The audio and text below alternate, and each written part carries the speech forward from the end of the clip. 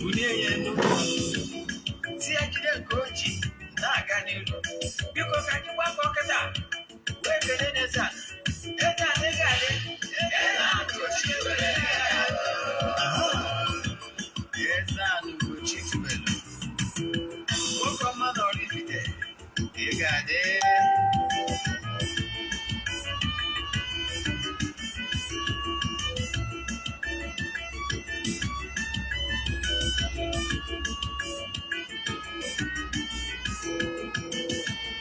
ọdịnala bụ eziokwu ọdịnala bụ ụzọ ndụ ịma na o nwere olu na-eti mkpu na-asị ụmụ Igbo chigharịa ụmụ Igbo chigharịa kwa mbọsị ọ na-eti n'ụtụtụ n'abalị ọ nọ na nkụzi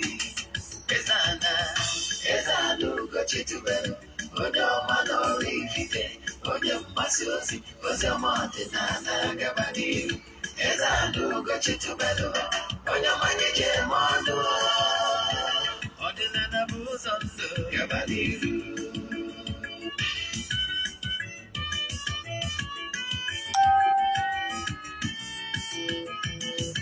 Eze-Ana Ugochi tubelu onye ọma na oraifite onye mgbasa ozi ọma ọdịnala gaba n'ihu Eze-Ana Ugochi tubelu onye ọmanye ji eme ọnụ ọdịnala bụ ụzọ ndụ gaba n'ihu Eze-Ana ga-adị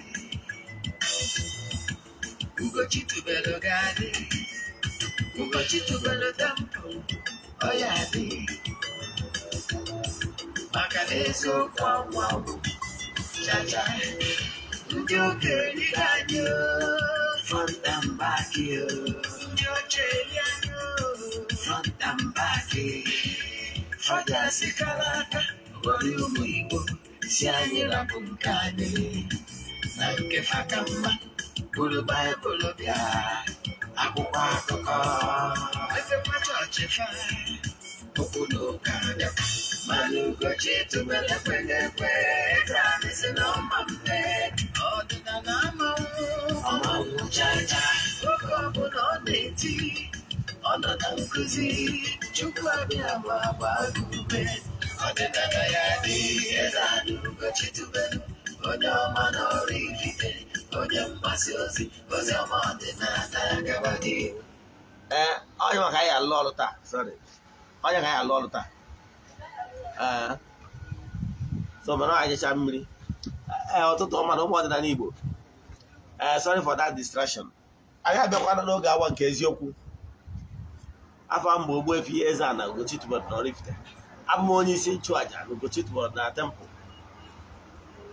anyị na-agba afa miri emi n'okwazi ọrụ mmụọ dị iche iche abụgazi m onye isi nchụaja na ọdịnala restoration prayer ministry ọ ngalaba na-afụ maka using our own ministration using ọdịnala method ụbọchị Wednesday ụbọchị anyị ji ekwubi okwu n'isi Friends of the Temple na ndị enyi anyị niile all over the globe and anyị kwuru n'ọrụ mmụọ anyị na-arụ na distance abụrụ ebara ya ị nwere ike isonye wuru anyị is a mindset thing to connect to ọfọ na aja anyị na-achụ every Wednesday n'okwu anyị na-ekwubi n'isi ndị enyi anyị niile all over the globe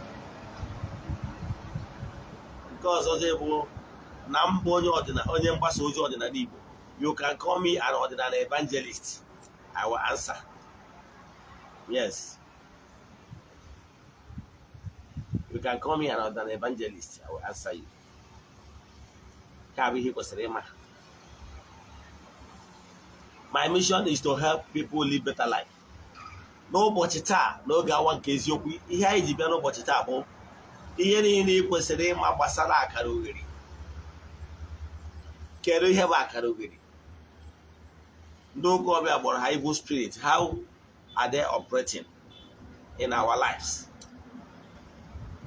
and kedu ihe anyị kwesịrị ime ka anyị wee nwee ike attract those blessings those prophecies anyị nwetagolo nke kwuru okwu ọma n'isi anyị ụfọdụ n'ime ụnụ under the influence of my voice ijega ebe dị iche iche ozi dị iche iche daa n'isi gị na o nwere ihe ọma dị n'ụzọ gị ajụjụ wee bụrụzie 3 months, 6 months, 1 year, years down the line. Those informal and a work here, everybody tell you aka. I went at you on one way, you got like by Wisi, Cobonago bad uncle. Oh, no, I very cover opportunity. Can he get me? Can those blessings and I go again, Diamond Doggy, Kolu Aka, or the Zebu Zao Koja. Kabish Yokwai. Ejefukwana. Na jaya na achụ kwa ọnwa Disemba ga-ebido na Disemba 6th. Ihe ọ pụtara na gị nwa isonyere anyị na ịka nwelu only 3 days because nọ na 5th ka anyị ga-akwụsị rekọd aha ndị mmadụ. Ị nwere only 3 days to join. Aja abụ aja mbuli elu, aja epụta ihe, aja esigoro na ya gọzie ọtụtụ ndị mmadụ. Ị nwekwara ike isi ebe ọ bụla ị nọ abụrụ ịbadị, ị nwere ike ijoin anyị. Aja abụ aja anyị na-eje na temple achụ aja every morning. Chụọ aja dị iche iche. Ụbọchị a ga-ebido a ga-achụ aja mee dị iche iche. Then wee bidie. Then ụbọchị ndị ọzọ a na-achụzi aja n'usoro ọkụ wee gaje na ụbọchị a ga-emechi ego abụ 19th. Ụbọchị a ga-achụkwa aja dị iche iche n'ihu mmụọ dị iche iche na temple. Then chụkwa aja eburu wee mesara ka ndị mmadụ ga-abịakwa rie ma ṅụọ. Ịghọtara ya? Ha ga-emesara aka. Omogo ndị na-esonye na aja site n'ụzọ dị etu wee gbanwee ọnọdụ ha. Maka na mgbe ụfọdụ ịmara uru ọ bara bụ the prayer of ayiri igwe. Ị nwere ike ịmara mgbe ụfọdụ ịmara the importance of prayer. Ekwuchi alụ mmadụ kwubi okwu n'isi gị, ị nwere idea the hapụ afọ ikubi. Nke ọzọ ịmara the importance of some prayer, that is ihe niile ọ bụghị ka ihe wu nsogbu gị na-agbagharị ihe tasketa, ihe niile just ka achụ aja. Yes, ka emesara aka. Ị nwere ike igwe idea. Mana mgbe amara ofu atụ mmacha atụ wee gawa n'iru n'ihe anyị ji wee bịa n'ụbọchị taa. Abụgo m atụ anyị sịrị wee sị na o nwere onye a na-akpọ Elkana, ọ wee priest ka ọ bụ ya ọ bụ onye nchụaja, wee na-anụ nwaanyị a na-akpọ Hana na akwụkwọ Samuel. Na-anụ a na-anwa, mana enwekwara onye ụkọchukwu, nnukwu ụkọchukwu ọzọ a na-akpọ Eli. Elkana bụ onye nchụaja, na-anụ Hana, mana ha na-achọ nwa. Yes, ọ bụrụ ọzọ ụlọ ịgwa gị na ha na-achụgbu aja n'onwe ha. Ịghọtara ya? Eneghị anya di Elkana na-ekwubikwa okwu n'isi nwunye ya ka nwunye ya dị ime, maka na adịghị ụka ibe na ọ na-agụ akwa na ọ na-agbawa obi, ọkwa eziokwu. Yes, mana ayọ niile ha na-ayọ amịtara mkpụrụ ganye n'olu otu ụbọchị, maka na ọnọdụ ha ga-agbanwe ma ọ bụrụ na onye nchụaja kwubi okwu n'isi ha. Yes, o wee bụrụ na ọ pụtara otu ụbọchị a na wee jee n'oruke Shiloh, then that is temple, were na-ayọ Chineke na-asị ya gịnị meziri eji mgbakudo ya azụ. Ọnọdụ ya ji wee dezie n'ọnọdụ elepụsị bunata. Mgbe ọ nọzi na-atamu na-ama jijiji, onye isi nchụaja a na-akpọ Eli wee bata wee sị Ana, kelee ụbọchị i bidoro ịṅụ mmanya. O wee sị ya onye nchụaja na ọ nwụrụ mmanya ya ṅụrụ, kama na etu esi wee dị ya n'obi ka ya ji bịa n'ihu Chineke wee na-atọwa obi ya na ọ na-ewute ya, na-agbali ya obi. Ihe a nkọrọ na ijegoro, o nwere onye na-akpọ Helen Nkume tiri egwu oge gara aga, o ji ka wee gụọ egwu. Onye nchụaja na-akpọ Eli wee kwubi okwu n'isi ya wee sị ya, nwaanyị ya na n'udo, ka Chineke mezuoro gị ihe abụ ihe ọchịchị obi gị na-agbali gị obi. So okwu a ka o kwubiri, ọ nara onye na di ya emekọ, o toro aka ọ dị ime, o wee tụrụ ime wee mụọ nwa a na-akpọ Samuel. O wee baa ya nwa ayọtara Chukwu na ayịyọ. Ịghọtara ya? So mgbe ụfọdụ ọnọdụ ha n'idiri na-aga ekwubi okwu, ọ bụrụ sọ certain things abụrụ ihe ị ga-emewu n'onwe gị. Ọnya mata Chineke Chukwu okike ji wee enwe the prophets, nwee the high priest, ndị ụmụ ọrụ ha ịda agọzi ndị mmadụ n'aha Chukwu okike. Ịghọtara ya? Mana aghọtara m na mgbe ụfọdụ ọtụtụ ndị mmadụ amaghị, and what you don't know is only a mystery to you and not to all. So ịchọ isonye na aja, ihe ị ga-eme bụ forward ya 3 prayer request, then make donation token to the account number. Ndị na-esonye bụ na ya marago ka esi eme, mana maka gịwa bụ onye ọfụ, chaatị m na WhatsApp 08057837672. I repeat, 08057837672. Ka anyị gwazie gị ihe ndị information I need from you. Nyekwazi account number ị ga-esend ya token ka enwee ike dị ya afa gị na ndị a ga-achụ aja n'isi ha. Nke bụ eziokwu akụkọ m history etu aja si bido. Aja mụnwa na personally na-achụrụ onwe m before mmụọ jiri maka ihe n'ụtọ ndị mmadụ na-atụ arịrị wee sị m mee ya ka ndị mmadụ na-esonye na aja if not aja mụnwa personally na-emere onwe m. Yes, so na aja bụ ndị a ga na-eji achụrụ aja n'ụtụtụ ọbụla na temple for 14 days. Emesizi enwe saraka suenu. So nke anwa gaa. Then nke ọzọ bụ echefuna na mmemme anyị na-eme ndị ketara oke na ndị na our fans ndị anyị nwere obere token gift ha nwetara yesterday. Esendịgorofa ya bụ ego anyị kwere na nkwa. Nke ọzọzi bụ na anyị nwere kaadị anyị ji bịa n'ụbọchị taa anyị ga-eke only for our fans. Yes, anyị ji Airtel, anyị jikwazi MTN. Kaadị a bụ sọ ọ bụrụ na ịhụ my fan na-follow m na Facebook ma na social media, you can use any of the card. Mana please, ọ bụrụ na the card anyị kpọrọ taa abụrụ ya network, please jump and pass. O nwere ndị ka ga-watch video later today. O nwere ndị ka ga-watch ya na using our social media handles like YouTube, TikTok or Instagram. Ụfọdụ ka ya watch ya n'ebe dị iche iche. So if it's not your network, jump and pass. Onye ọ bụ network ọ na-use, we still use it. So don't copy it and send to someone else if it's not network you are using. Thank you. So n'isiokwu anyị ji bịa n'ụbọchị taata bụ ihe niile ị kwesịrị ịma gbasara Akaliogheri. Kedu ndị a na-akpọ Akaliogheri a? Kedu ebe the word Akaliogheri si wee pụta? Akaliogheri bụ ọ bụrụ mgbe elu ụwa n'ọsa n'ala Igbo, oge ụmụazị Igbo na anụ Igbo. Mgbe anwa o nwere ihe onye nwere ike, o nwere ihe o mepụtawuru. Ịpụta ebe ndị ọgbọgụ na-ama aga nja gị sịrị Akaliogheri mmadụ agị si ebe a pụọ. Ihe ọ pụtara Akaliogheri bụ onye nwere nke o mepụtawuru. Nke ahụ nghasa nwere nke o mepụtawuru. Jebe adị mma na adị mma ya ka a na-akpọ Akaliogheri. So jebe Akaliogheri enwere ha na mmadụ nwere na mmụọ. Yes, ọrụ ha bụ squandermanians. So then ndị ụka ọbịa na-akpọ ha evil spirits. But ọdịnala Igbo we recognize them as Akaliogheri, negative energy. Ọrụ ha bụ ịgbasasị ihe niile. Let status quo remains, as in let onye ọbụla nọrọkwa n'ọnọdụ elepụsi bunata. So their work is to destroy. So those Akaliogheri a ọrụ ha bụ, but they will not operate in your life if you did not give them helping hand. They can never come on their own unless you live life that attract them to you. If not, they will never come. So you attract Akaliogheri by your lifestyle. Yes, as in he who fetched this firewood, invented firewood, invited lizard to his house. Our Galatians system said, so Akaliogheri will only visit you if you sow bad seed. Now, whatever you sow will naturally flow back to you, the originator.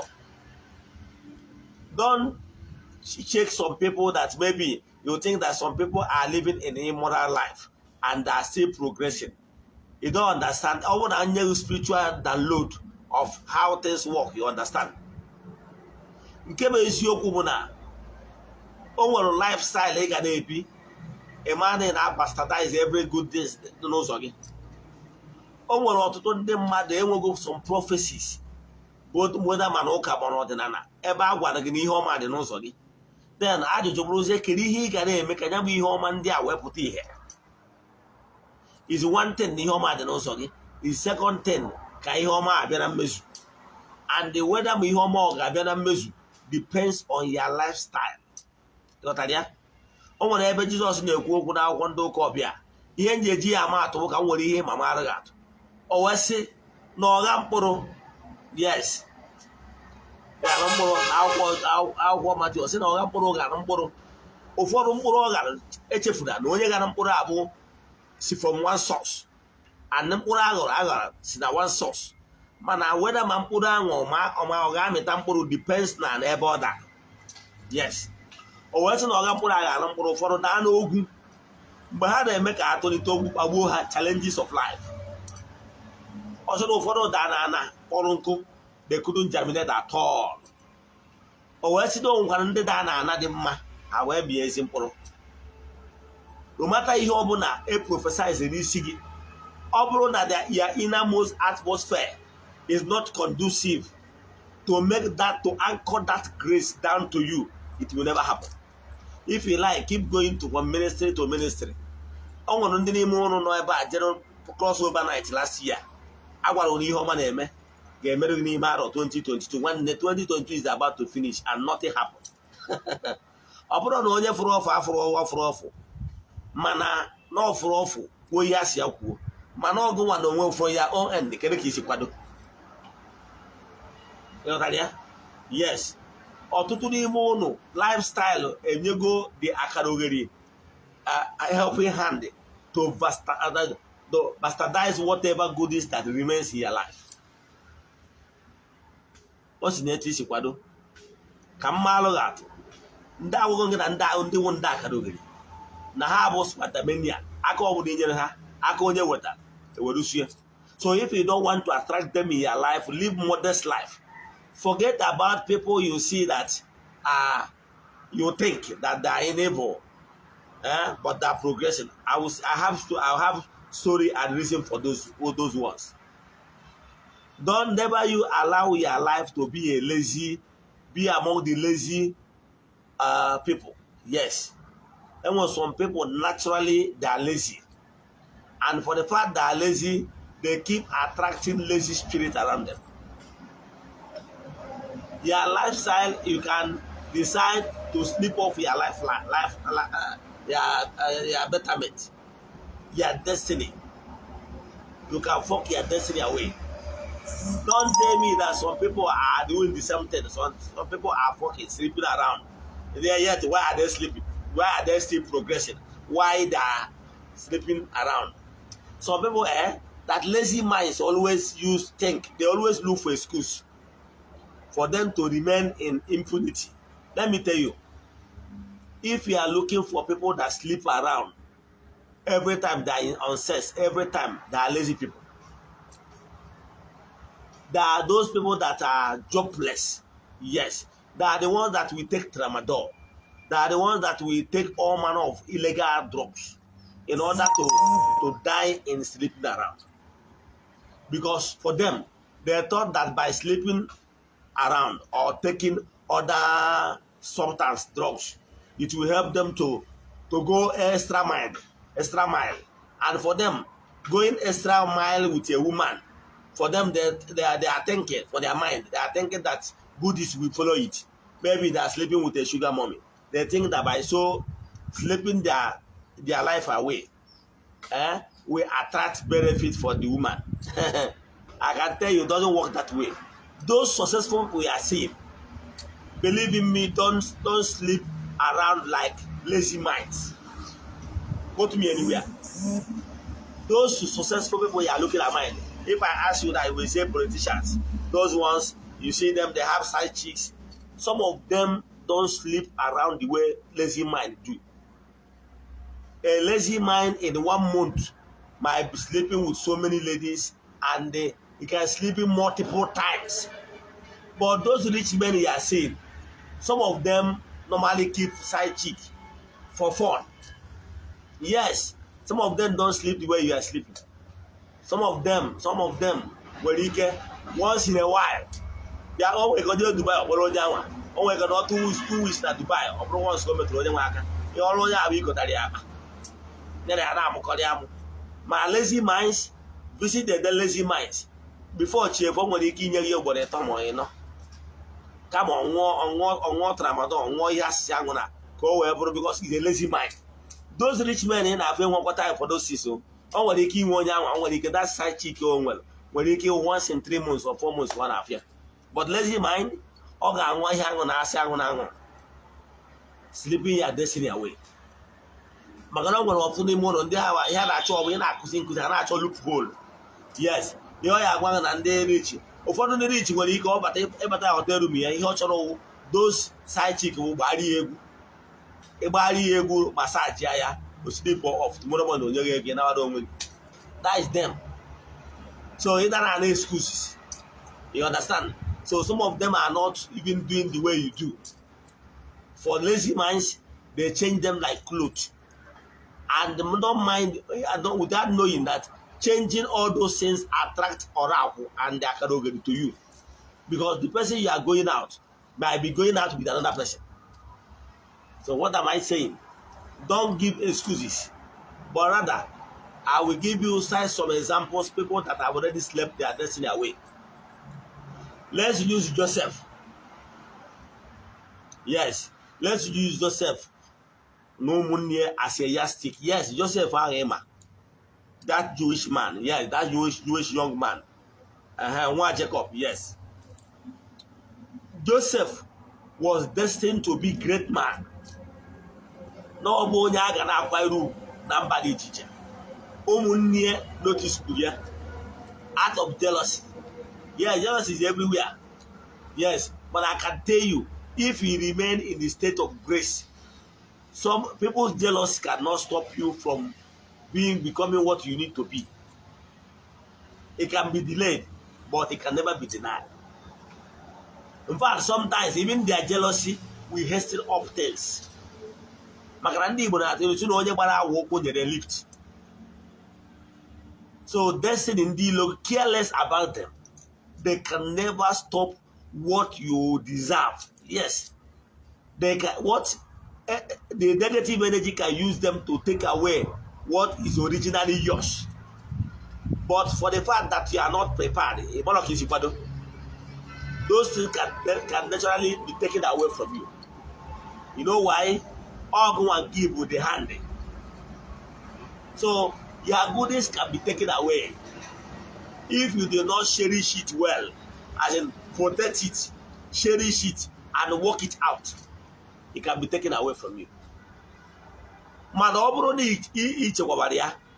work it out, keep working on it day and night, live a good life. Nobody will take it away. Put me anywhere. No matter more when I have they are ready for the glory at the end of the day. It can only delay, can never be denied. Let me give you an example.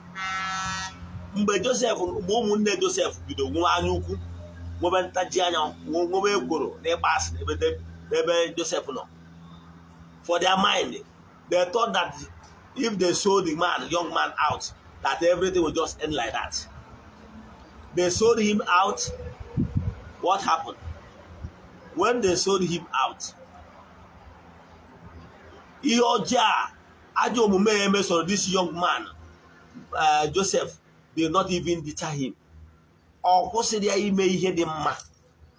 Rather, he keep doing good, believing God, keep living modest life. Because believe in me, had even Joseph decide to live in immorality, he will never achieve his destiny. Samson. Joseph wee jekwa ebe ahụ na-agbanyeghị n'ọnọkwa na-elesiri ya oru wee lesi onye a na-akpọ Potifa ka ọ bụrụ nwa oru na-asa akwụ na Potifa's house. Those challenges, because there must be challenges as long as you are here. Because if there is no test, there will never be testimony. Yes. If there is no challenge, there will never be a champion. You must. And if there is no exam, there will never be promotion. So those things is part of life you must conquer. Yes, you must pass through. Because if you pass exam, you'll be promoted. So I'm not being here to challenge you there, but I can tell you for sure. Now whatever challenge you are having now is to strengthen you up. If only you will remain steadfast. See what happened.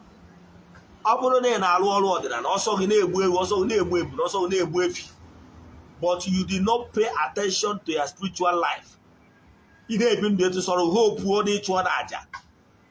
day you are deceiving yourself. Yes, because ordinary Igbo does not support impure. Ordinary Igbo promote morals. Ordinary Igbo does not allow you to be living a promiscuous life and thinking that you get betterment. No, ordinary Igbo pay attention to those things. Don't do 1, 2, 3, 4. So ordinary Igbo promote morals. So even if you are in a liberal or a spiritualist, does not mean for your own end to complement that oral. He will not a state of grace so that when the blessing flows back, you will not be found wanting. Joseph, the challenging Kebian, Obunyoga, Otutu will be taking so many things and giving so many excuses why they will fall into that such temptation. Oma, na Munyoga will keep frame up. Oma na Munyoga will keep make a joya, Mobruna, Oju, even though it is a Munyoga. We have a Walo than Igbo because once you sleep with your master's wife, and I go on Sana Kobo. Now, my Joseph decided no matter what, no man go against what is not. Yes, the moral value that he will not define himself. Always say, I am going to na my here. Makana may betray his master. Munyoga will you always set here up. There was no way around. Come and get powerful. Mananyama, now go to Chukunisi, gathered a mess. Makana no way, ma. Never know me, ma. Noble, a promised child. Never know me, ma. Name will Bunyano. Echefukana. No, now one you call home Niako.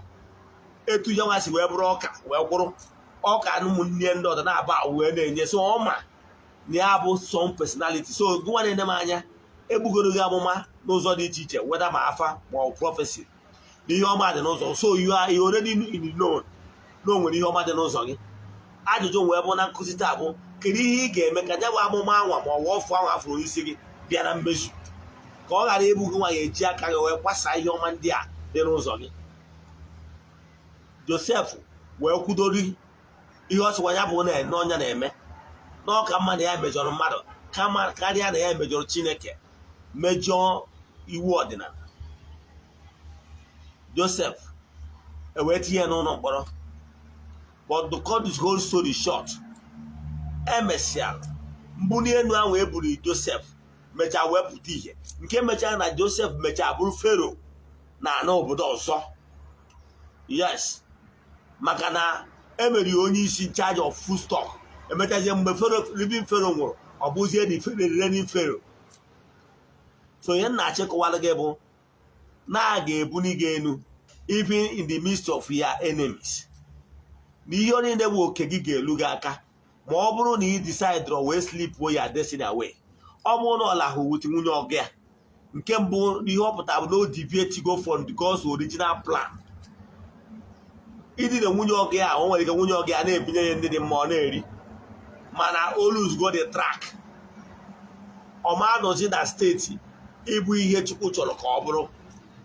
Ọ ma nọzi na grace ebu ihe destiny ya chọrọ ka ọ bụrụ maka destiny ya chọrọ na ọ ga-abụ nnukwu mmadụ onye a ga-anụ afịa n'obodo onye ga-abụ onye eze. So amara m the life ị na-ebi taa life gị nwere ike you be sleeping around. I can tell you no nwere ndị ị ga-sleep around with forget it. Agbago ụtụ mmụọ gbaa ụtụ mmadụ. Ị nwere ike sleep around with mmadụ onye sleep ọ bụrụ na onye ezeghị anya na ọnwụnye mmadụ. Yes, o nwere ike ime ha anaghị etu a anaghị n'iyi mana mmadụ mana mmụọ. O nwere ike ọgwụgwọ onye ọzọ mana ya jumping from one person to another. Then o nwere ike ibutere ụchụ ma ọ wụrụ therefore attracting Akaliogheri to you. If for any reason you want to go into relationship, then let it be stable. Let it just not be Nigel party. If onye ye hot mini, edayego. Ebe on Nigel, a committee, ebe on Nigel, a committee. You want self control.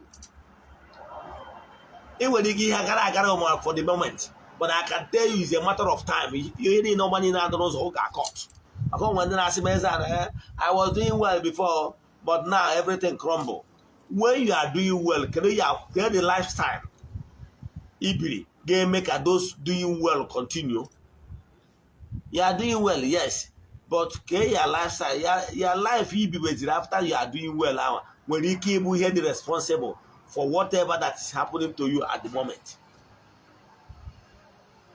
So Joseph n'onwe maka na o remain steadfast oge akara aka ruo ọ bụrụ ihe a chọrọ ka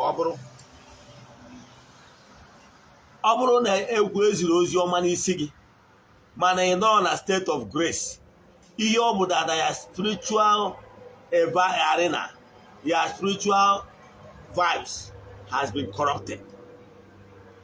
Ihe ọ bụ na ya channel, your spiritual channel has been distorted, and o mere gị nọ na state of grace.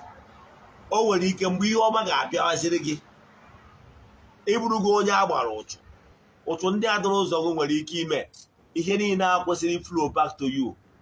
Abịakwa ndị angel ezitere ozi ka abịa gọzie gị eburukwa ngọzi gị na chigha azụ. They couldn't find who they are looking for. Ịghọtara ya?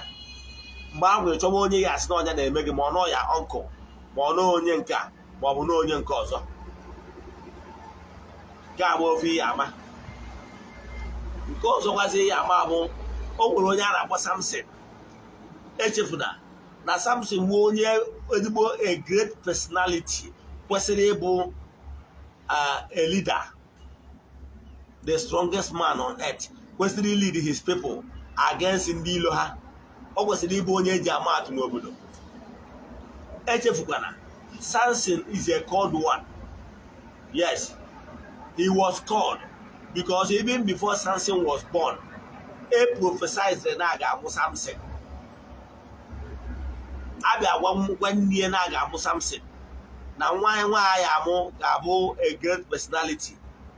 Ha biko agụba abakwana ya n'isi na onye abụ ihe ọ ga-asọ ndị otu ya, mana ọ ga-abụ onye ga-edu udo, onye ga-apụta ihe. Kedu ihe merenụ mgbe Samson tolitoroziri, instead of ịda anọ na state of grace na-akọzọtụ mmụọ onye na-eso, maka na ọ bụrụ na ọ nọ na state of grace na-akọzọtụ mmụọ onye na-eso wee gwa ha na ọ chọrọ ịnụ Delilah, a gara egwu ya na he should not marry Delilah maka na Delilah abụrụ onye nwata nwaanyị ga-enyere ya aka ka ọ bụrụ ihe a tụrụ anya na ọ ga-abụ. Mana maka ihi na ụtọ nke anụ ahụ o wee jee n'ọfụrụ Delilah, ọ maa ya mma, mana ọ jụrụ osi maka ndụ nke mmụọ Delilah. The same thing na-eme some of you. Yes, gị nwa na-ede m anya. Yes, ije pati ịfụrụ nwata nwaanyị ukwu nwere ntị, ọhụ dị na-eri ọya spek ọya color, then i wee danye. You will not know by so doing you have already fuck your destiny away. You go and sleep with her, you don't even know that you have already slept out your destiny. Yes, exactly here man. Samson would have been great, but Samson let them make a more painful death. Samson mechara nwụọ death of disgrace. Samson mechara bụrụ onye akụkọ ya tọrọ ụtọ, akụkọ ya dara ụda.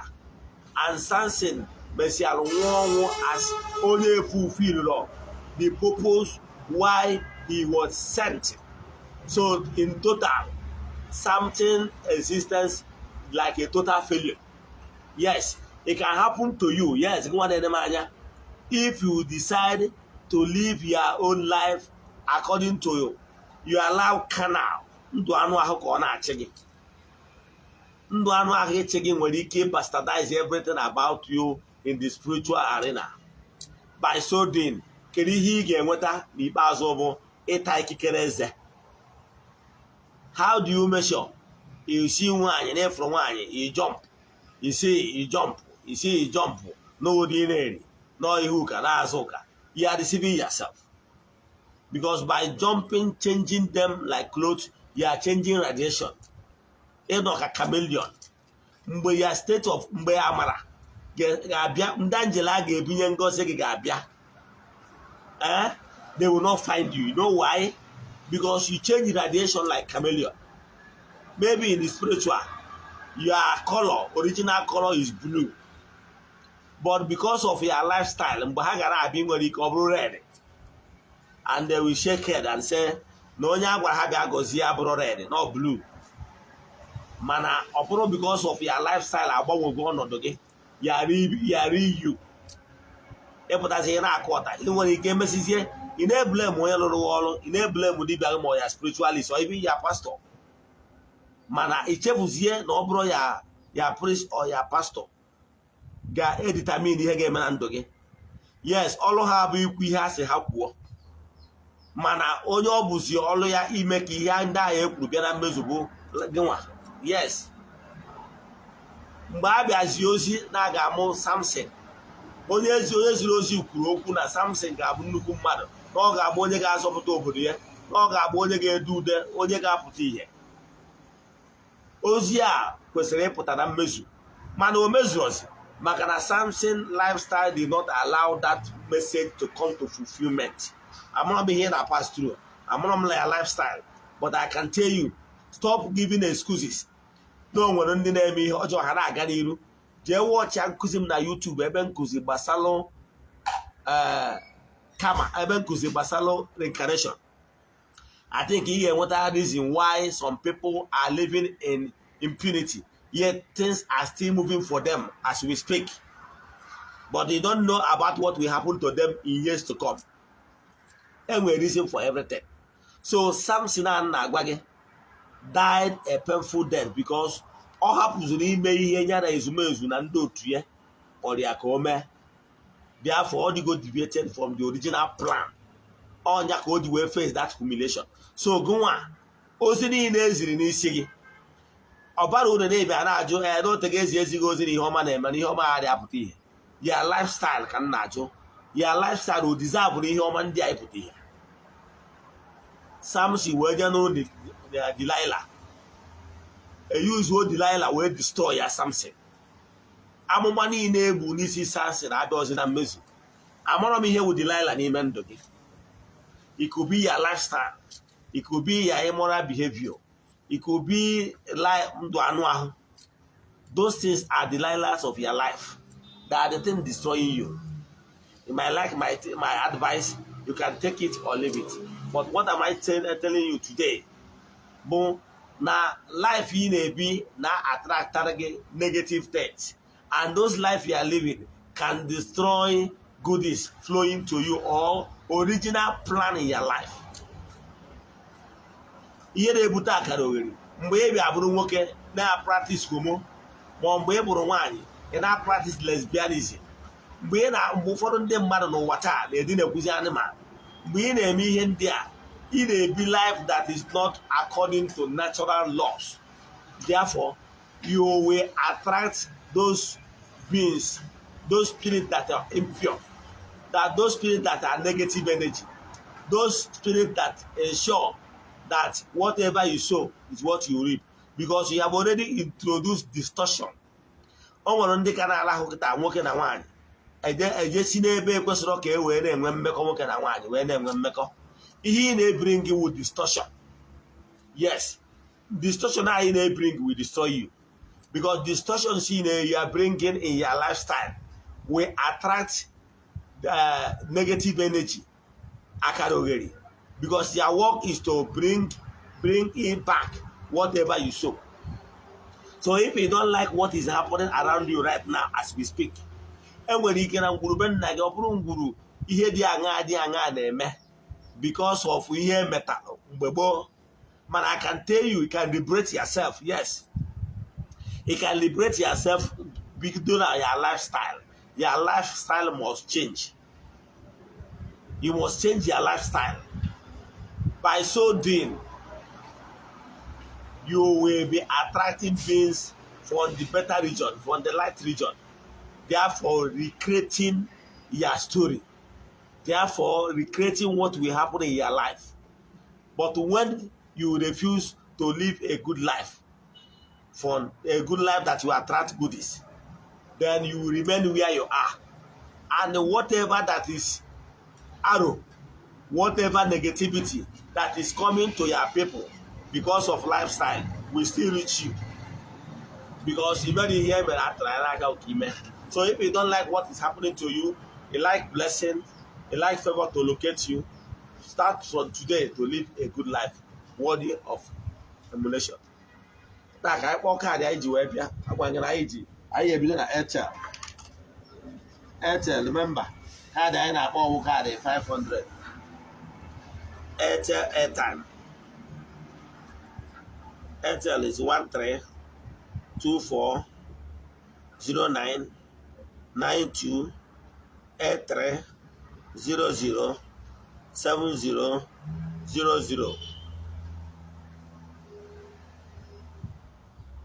13240992 Let me call for the last time. 13240992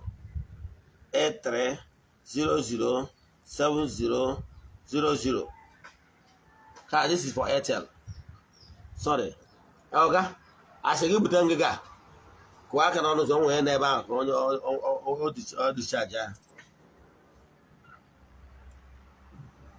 For MTN 8887673752 8887673752.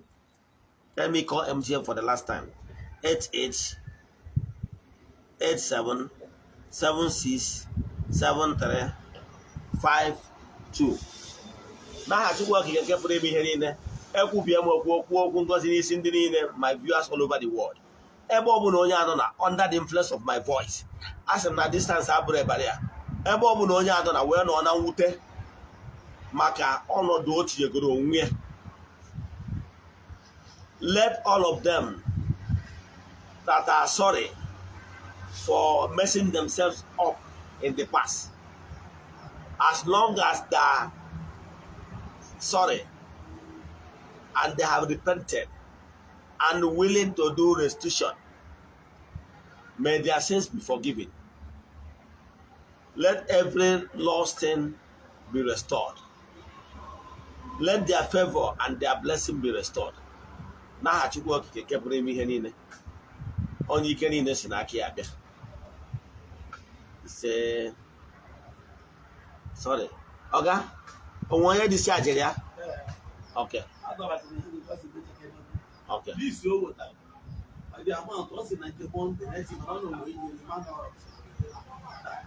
Okay.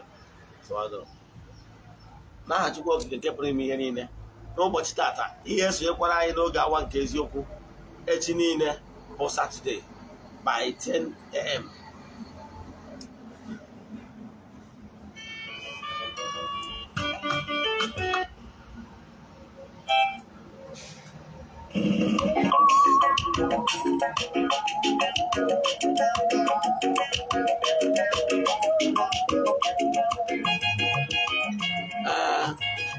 Ọ bụrụ na ị nwere ajụjụ na nkụzi taa, ma ọ bụ na ịchọ ka agbalụ gị family ma ọ lụọ ọrụ mmụọ dị iche iche, send them message na WhatsApp 08057837672.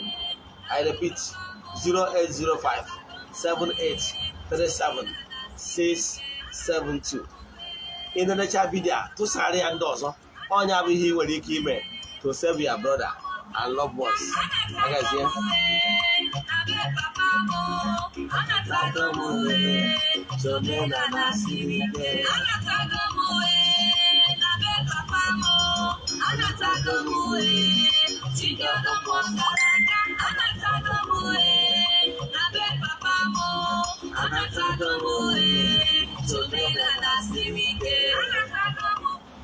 Ka ọ dị nụ echi niile agazie.